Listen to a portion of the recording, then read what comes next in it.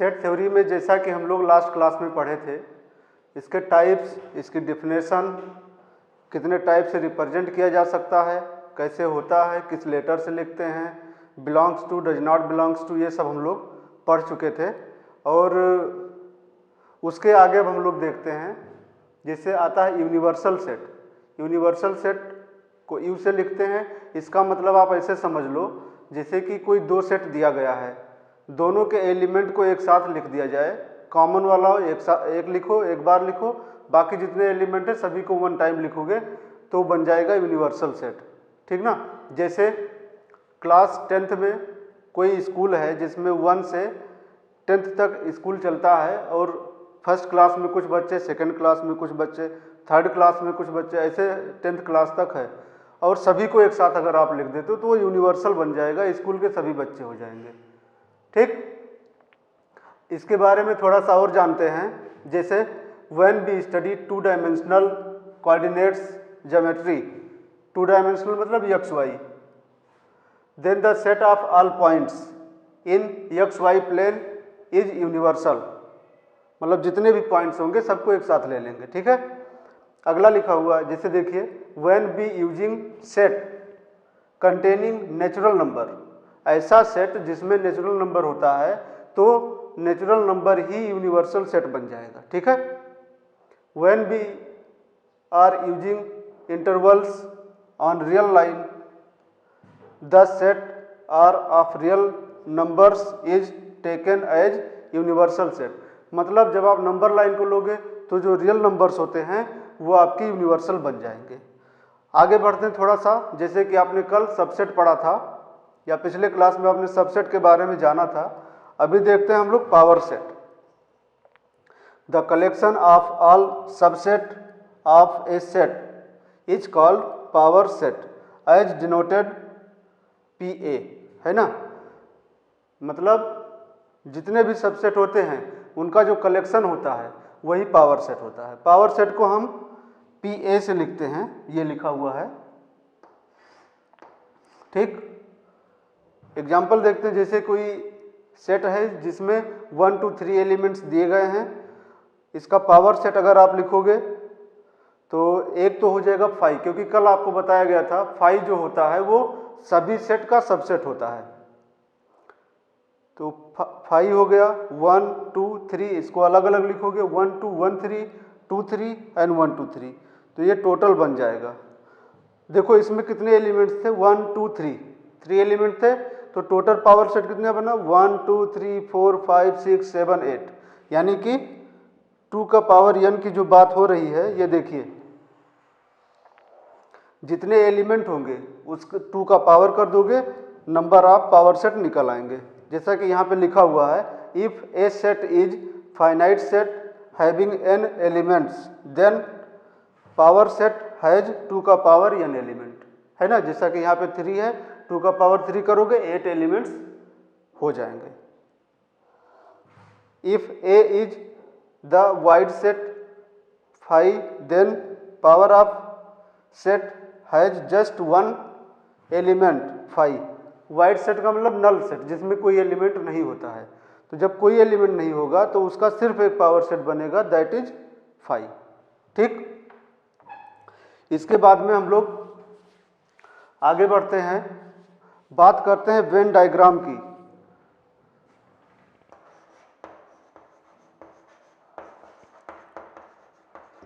Venn diagram, Venn diagram के बारे में सबसे पहले एक साइंटिस्ट थे जिन्होंने बताया कि कोई भी चीज़ अगर पिक्चर बना के समझा जाएगा तो ईजिली समझा जा सकता है।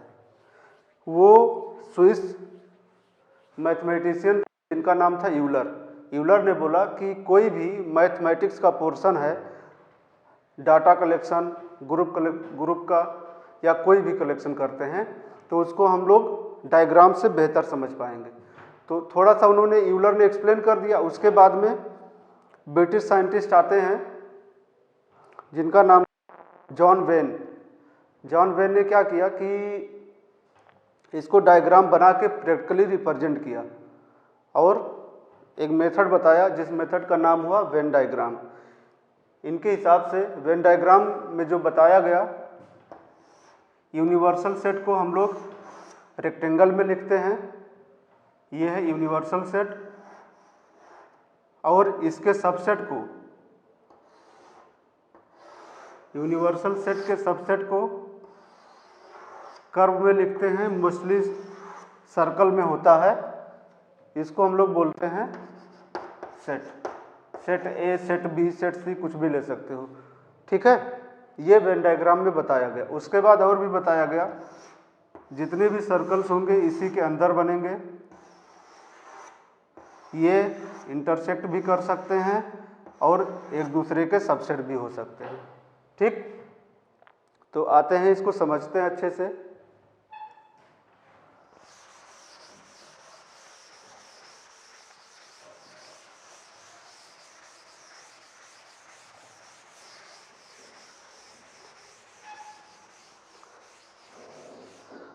अब वेन डायग्राम में सबसे पहले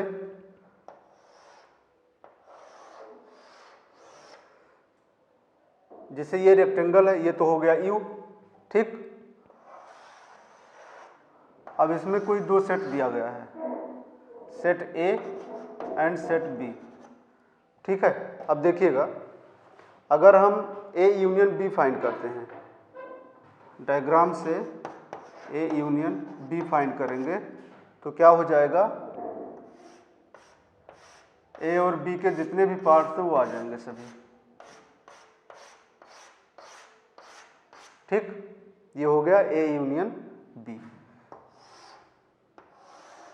दूसरा बात करें,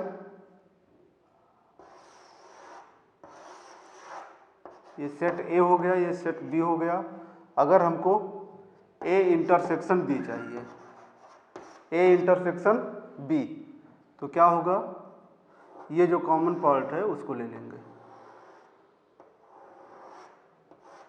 ठीक। और ये आंसर हो जाएगा ए इंटरसेक्शन बी का। तो इस तरीके से हम लोग समझते हैं। जैसे इसके आगे और भी डायग्राम्स बनेंगे, दो सेट, ये तो हो गया यूनिवर्सल सेट, ये हो गया सेट ए, ये हो गया सेट बी, ठीक।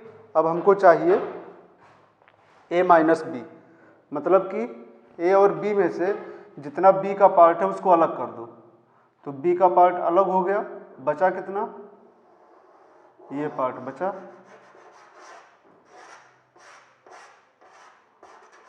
ठीक। ये हो जाएगा आपका ए माइनस बी, ए माइनस बी, ठीक। ए माइनस बी हो गया ये। अब उसके बाद में इसी तरीके से अगर बी माइनस ए चाहिए हमको, ये हो गया यूनिवर्सल सेट, ये हो गया ए, ये हो गया बी। अगर यहाँ पर हमको बी माइनस ए चाहिए तो ए के जितने भी पार्ट्स हैं उसको अलग कर दो, है ना। यानी कि यहाँ से ये पूरा पार्ट अलग हो गया और जो बचेगा वो हो जाएगा बी माइनस ए। समझ रहे हैं? ये इन सब पे क्वेश्चन जरूर मिलता है। ए माइनस बी का मतलब है all the elements of B remove from A and B. B minus A का मतलब all the elements of A remove from A and B. मतलब ए से तो सारे एलिमेंट निकल ही जाएंगे, बी में भी है तो उसको भी हम लोग निकाल देंगे, ठीक है। और आगे बढ़ते हैं। से कोई सेट दिया गया है ए, ये हो गया यूनिवर्सल सेट, और कोई सेट दिया है ए, ठीक। अब यहां पर हमको ए डैश फाइंड करना है। क्या फाइंड करना? ए डैश। अब ए डैश क्या होगा? यूनिवर्सल सेट से ए के पूरे एलिमेंट को निकाल दो। ये ए है, ये पूरा एलिमेंट निकल गया, तो जो ये शेडर रीजन है आपका, ये हो जाएगा ए डैश। आप लोग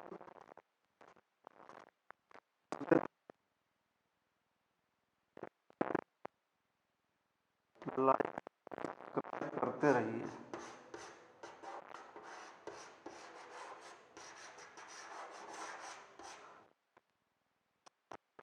ये हो गया ए डैश। ए डैश का मतलब होता है, ठीक, ए सेट ले सकते हो, बी ले सकते हो, सी ले सकते हो। तो इस तरीके से है। उसके बाद में इसको लिख लीजिए। ये वेन डायग्राम पे क्वेश्चन बहुत ही सिंपल हो जाता है, बहुत ही आसान हो जाएगा और आप बड़े बड़े क्वेश्चन आसानी से सॉल्व कर लोगे।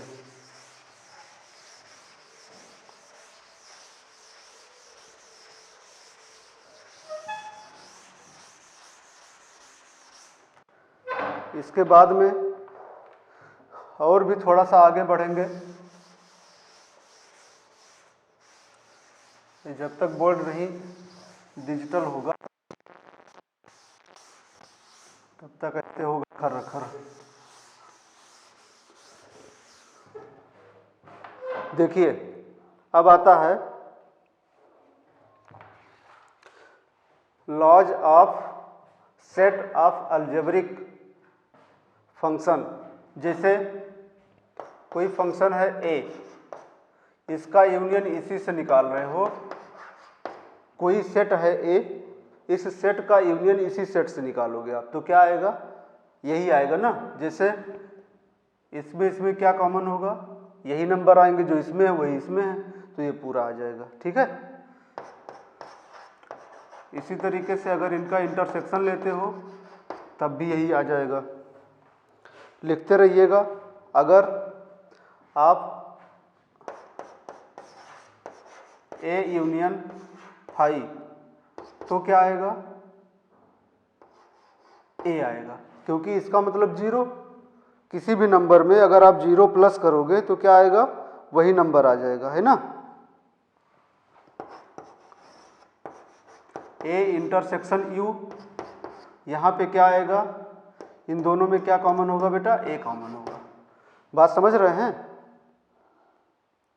लिख लीजिए।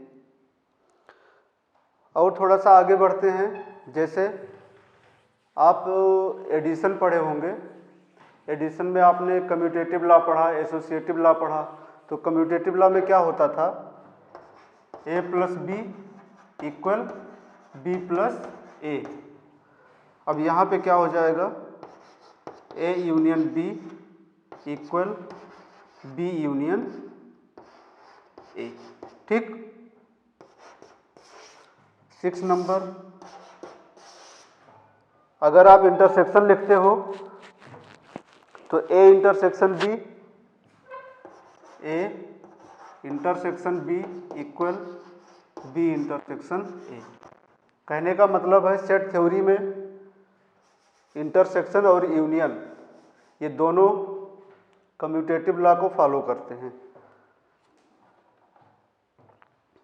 इसके बाद में अगर आप एसोसिएटिव लॉ की बात करोगे तो एसोसिएटिव लॉ में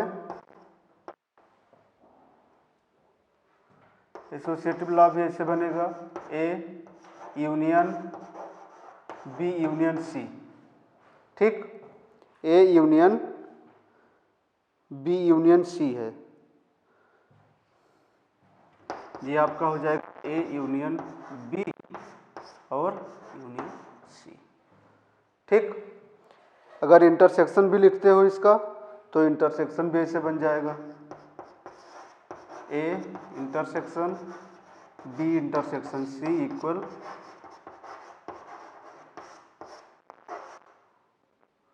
ऐसे। ये एसोसिएटिव लॉ है, ये कम्यूटेटिव लॉ है। अगला आता है डिस्ट्रीब्यूटिव। तो डिस्ट्रीब्यूटिव में क्या होगा, ये अलग अलग बन जाता है। ठीक, उसको लिखने की कोई ज़रूरत है नहीं। A union B, A union B dash. A union B का डैश सॉल्व करोगे, डैश मतलब इस एलिमेंट को छोड़ के बाकी जो एलिमेंट बचे उसको ही लेना है आपको। तो ये हो जाएगा ए डैश